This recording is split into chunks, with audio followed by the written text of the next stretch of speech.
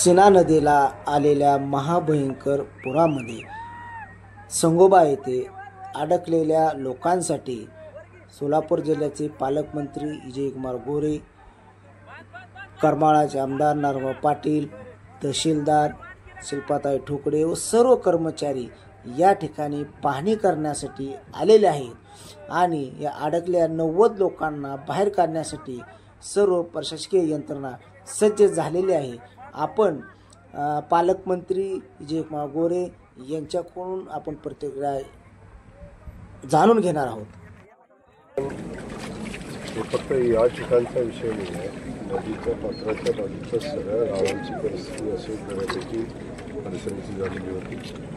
बऱ्याच गावांना पाण्याने वेढा दिलेला आहे। बऱ्याच गावासोबत वाड्या वस्त्या गावाच्या वस्त्या आहेत त्यांनी पाण्याने वेढा दिलेला आहे आणि बहुतांश ठिकाणी लोकांचं रेस्क्यू ऑपरेशन चालू होतं आणि बहुतांश ठिकाणच्या लोकांना बाहेर काढण्यामध्ये यश आलेलं आहे। तर अजूनही साधारण 400 ते 500 लोक असे आहेत की जे सुरक्षित ठिकाणी आहेत, परंतु चारी बाजूने पाणी आहे अशा ठिकाणी ती लोक आहेत।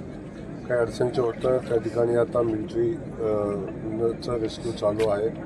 NDRFच्या टीम रात्रीपासून काम करत आहेत। मगाशीच आता आपण बघितलं असेल तर एअरलिफ्ट करून काही लोकांना आपण दारपळला आपण एअरलिफ्ट करून काही लोकांना काढलं आणि लोकांना जास्तीत जास्त सुरक्षित ठिकाणी नेण्याचा प्रयत्न या निमित्तानं आपण करतोय आणि बऱ्यापैकी त्यात यश येते। परंतु काही ठिकाणी अजूनही लोक अडकलेले आहेत आणि त्या लोकांना सुरक्षित ठिकाणी नेण्याचे प्रयत्न चालू आहेत, परंतु बहुतांश लोक जे आहेत ज्या ठिकाणी आहेत त्या ठिकाणी ते सुरक्षित आहेत। या ठिकाणी आपण पाहतोय की जे बोट देखील पंक्चर होऊन सध्या ते मध्यस्थ आहेत, परंतु यांना रेस्क्यू कशा पद्धतीने केलं जाणार आहे?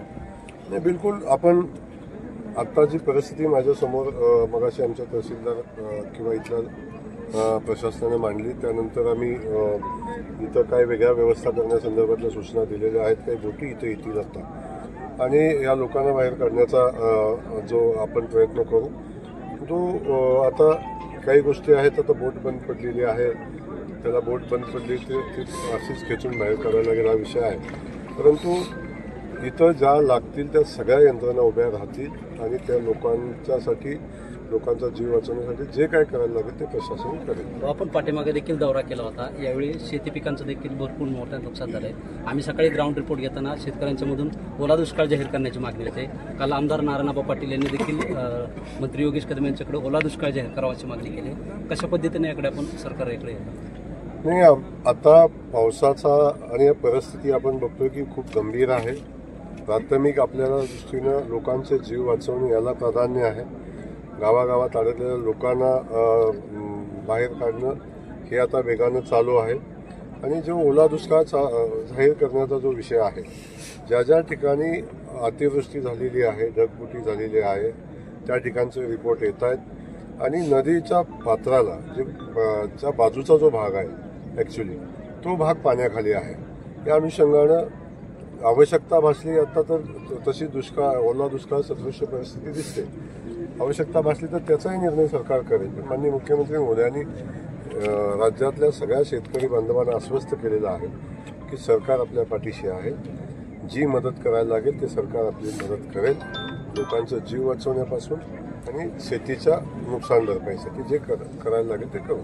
नक्कीच या ठिकाणी पाहतोय की आपण जे अडकलेले आहेत त्याला शासन जे आहे जबाबदारी सोडवण्यासाठी प्रयत्न असून अजून देखील या ठिकाणी बोट येणार असून शेतकऱ्यांच्या देखील ज्या काही मागण्या आहेत त्या देखील मुख्यमंत्री याकडे निश्चितच लक्ष देऊन ते आहेत त्या शेतकऱ्यांचं जे नुकसान झालेलं आहे त्याबाबत भरपाईबाबत ते निर्णय घेतील अशी प्रतिक्रिया जी आहे ती विजयकुमार गोरे यांनी आपल्याशी बोलताना दिली आहे। कॅमेरामन